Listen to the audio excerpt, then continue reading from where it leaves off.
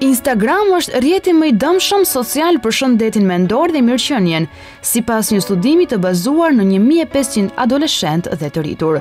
Ky rrjet i bazuar në shpërndarjen e fotografive dhe i cilësuar për shprehjen e vetvetes dhe të identitetit personal, gjithashtu shoqëroi me nivele të larta të ankthit, depresionit, shqetësime dhe frikën e humbjes. Nga 5 rrjetet sociale të përfshira në anketë, YouTube mori shenjat më të larta për shëndetin dhe mirëqenien dhe ishte rrjeti i vetëm që mori një rezultat pozitiv nga të anketuarit.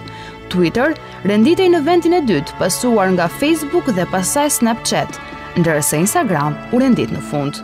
Studimi përfshiu 1500 adoleshentë, rreth moshës 14 dhe madje 24 vjeç, në të gjithë Britaninë e Madhe, të cilët ju nënshtruan përgjigjeve të pyetjeve gjatë disa muajve. Përdoruesit cilësuan si element negativ Instagramin.